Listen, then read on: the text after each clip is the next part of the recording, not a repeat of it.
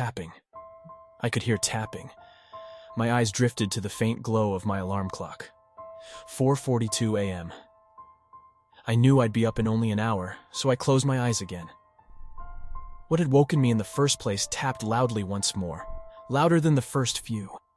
My heart pounded in my chest. I was wide awake now, but too fearful to move. Maybe it was Mittens, I told myself.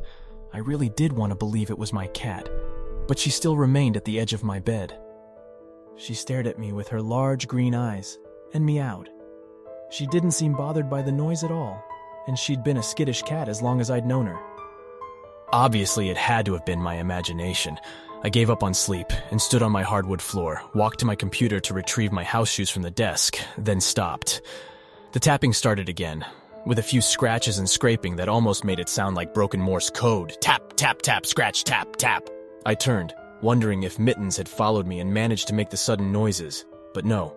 Mittens was gone. My closet door had been opened just a crack, just enough for Mittens to have gone inside. I guess I left it open before I slept. I flipped the light switch on my way to the closet.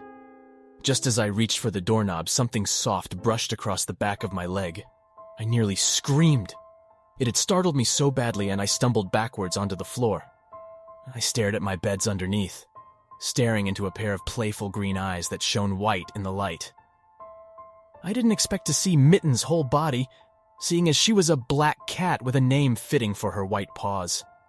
I chuckled nervously, my heartbeat still pounding in my ears, and crawled towards the bed. I said her name, hoping to lure her out without reaching under the bed, knowing the skittish cat would most likely scratch me out of fear. The eyes blinked, and I heard her meow. It had come from behind me. I twisted around to see what was behind me while sitting up on my knees. My cat purred and flicked my back with her tail, meowing again. The realization struck me hard, so hard that I faced forward while falling backwards again, catching myself just in time on my hands. Mittens jumped away from me at the sudden movement. I saw her flee to my desk, but I hardly noticed at the time. I was too focused on the bed. The eyes had gone. In one quick motion, I stood and practically dived for the door, turning the knob and only opening it a little before my closet door slammed behind me. I froze, afraid to turn towards the sound. I heard Mittens scramble through the bedroom door's crack. I listened in horror as something began to furiously tap at the closet's interior, with its occasional scratching. It even went so far as to pound on the door a few times before scratching and tapping. I still don't know how long I had stood at the door listening before I snatched my phone and left the room to call the police. From what I remember, they found nothing but Mittens hiding at the top of the fridge. I'd still gone to work that morning. On my way back home, I decided to stop by the store and buy a frozen pizza and ice cream, as well as some wine if the tapping started again. My brother had given me a movie to watch before all of that happened, a comedy. Just the night before that thing came into my home. I checked the closet the instant I came home, relieved to find it still closed, and I left the bedroom. I've never been so grateful to have an old home with locks outside of the room's doors, being able to lock that creature where it resides.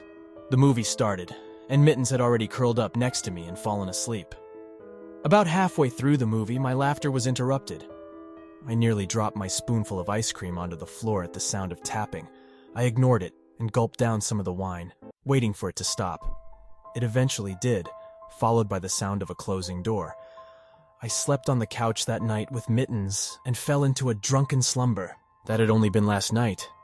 When I'd awoken only an hour ago, I felt a very warm hand wrap around my ankle that had dangled off of the couch.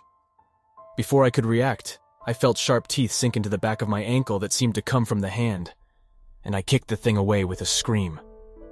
Within the few seconds I stayed, I now realized that black fur had been scattered around me and stuck to me, matted together with what might have been blood. I didn't notice before because I just ran, without any hesitation. I'm hiding in my closet now. I don't know where Mittens is, and I don't want to know. My phone is on the coffee table, where I'd left it last night. I can hardly stand on the ankle the creature bit, and I can feel it swelling painfully. It almost feels infected with something. What's bothering me now is that it's scratching and tapping on the door as I speak. They're getting faster and harder. It's frightening me that I'm stuck in here having to hear it. It just might drive me insane. What frightens me most isn't the thing outside of the closet. What scares me most, what makes my heart skip a beat and makes my hands shake uncontrollably, is what is carved into the inside of the closet door, behind you. I just turned to see what had been carved onto the wall on my right. I've never wanted to scream more in my life. Next to you! I immediately faced the closet door again, but it's not just the words etched into the wall that's bugging me, as much as it should. What scares me is that I can hear tapping behind me now.